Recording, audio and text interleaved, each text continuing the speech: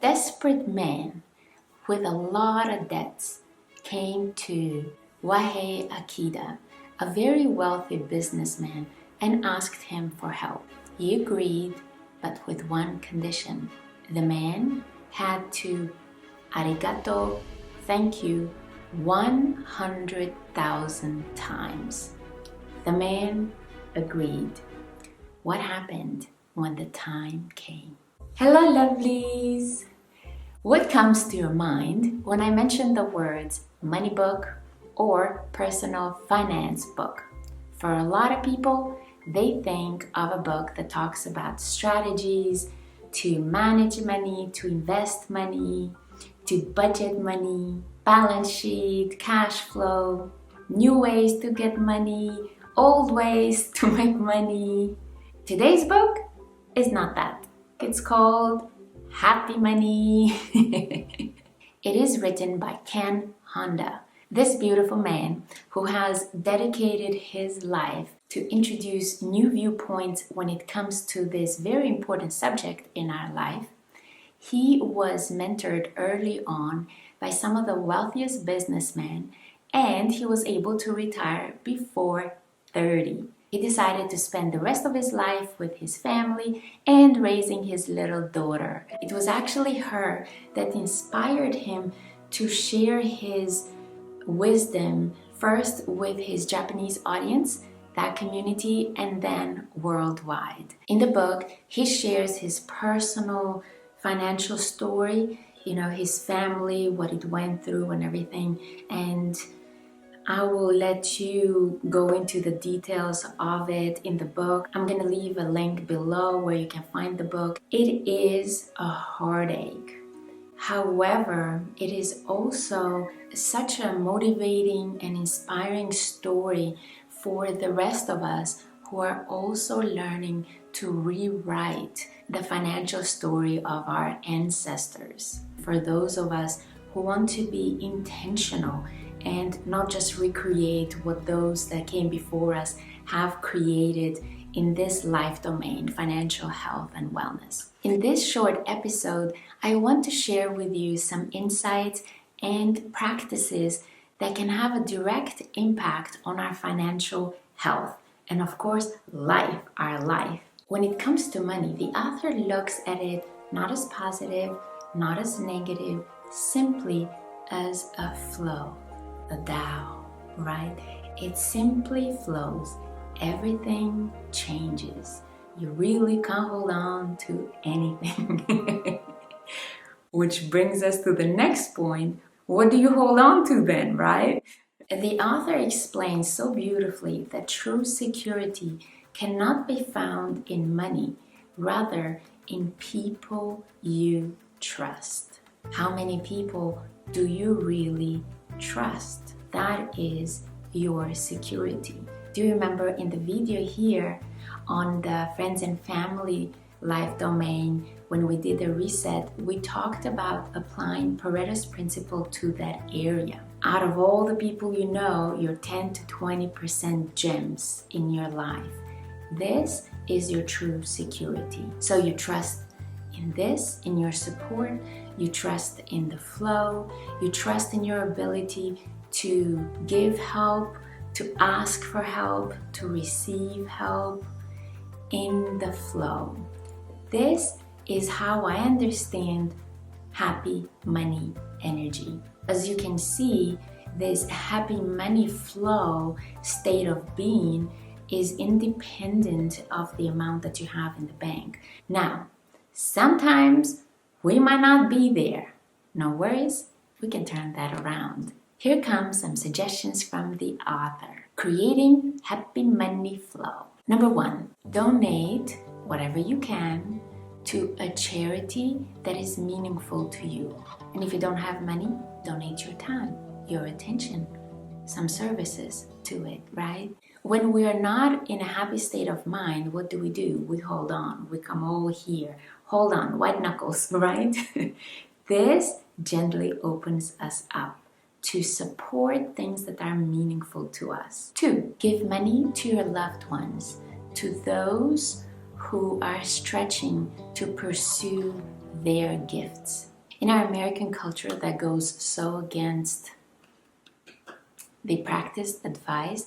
However, I can tell you some of the people that really are on my 10 to 20% gems, my support team, they are people from a few decades ago that they were there when I was really stretching to create, and they lent a hand or they co-signed something with me. To this day, they are my true security, and I hope I am that for some people. The key piece here is to help those who are stretching to pursue their goals, their gifts. Not the entitled ones. We know some of those too. Perhaps we've been sometimes that too ourselves. Not those. People who really are stretching. Number 3, send gifts to close friends. Now, the author says he has a whole closet that he and his family uses all the time for gifting, finding things, when they shop, they put it there in their closet for their close friends. I can tell you one of the most beautiful memories that I have was from my best friend. He died a few years ago. He used to live in Chicago, and from time to time, he would just send me a random gift. Ultimately, the most beautiful gift that he gave me was exactly that habit, that practice. He used to call it care packages. You fill them up with things that make you think of the person, with lots of love, lots of care, and then you just mail it away or you give it away. It is so much fun. If you're in a rut, I highly recommend going shopping with someone in mind, and you will be amazed at the ideas and the creativity and the joy that will follow. Number 4, give a little extra always. If someone asks for a notebook, give them a pen as well. I'll give you an example of this from my dad's life. He always used to have this man bring him honey. He paid the man extra so that he could have his own beehive, and every year the man would bring my dad his own honey. Well, when dad passed away, this man continues to this day to bring the honey, at which point my sweet mother divides it among all of us siblings, and each of us always gets dad's honey. Isn't it sweet? No one has to do this anymore, but everybody gives a little extra. Number 5, along the same lines, pay more than what you are asked as appreciation. Number 6, send a gift or a card to your client or your boss. Number 7, rejoice when you receive money. Notice, what is your attitude, and then up it a little bit, right?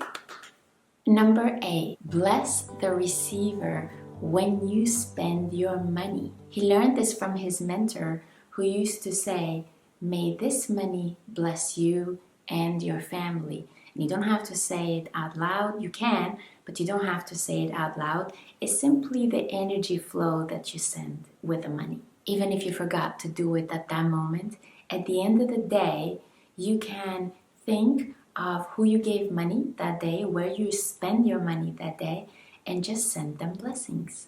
Number 9, buy from people and businesses that you like. This way, you are in the happy money flow, and you're supporting the happy money flow of someone you like, of a business you like. Number 10 is what the author calls the most profound lesson in making and securing a good fortune. It is be grateful for everything. This lesson was given to him by his mentor, Wahei Akida, that I mentioned at the very beginning of the video. The man that was in debt had to arigato, thank you, 100,000 times. That meant he had to practice gratitude every day, every minute, for months on end. And the man did it. But when the time came at the very end, did not need the money anymore. The mindset of appreciation had produced its own rewards, as the author puts it. The man was able to pay the debts. The continuous practice of gratitude, the thank yous, had made him present. In a thank you, we come into the now, in a place of enough. We are enough right now, and we have everything we need. It is not just a thought. It is a powerful energy that we release into the world and with which we can create. Let's play with this. Remember my little Jedi mind training practice over here? Let's include these blessings about the money that we spend daily in this practice. Let's experiment with this. In the meantime, I want to thank you for blessing our small, cozy, growing virtual community here with your presence. Thank you. And I hope that the insights and the awareness that you gain from this video, from this sharing, also blesses your life. Here is the beautiful flow, right? The author chooses to share it in a book. I choose to share it through a video. You can choose to share the video with your community or simply sending blessings to your community. This is how this beautiful happy money flow keeps moving around the world.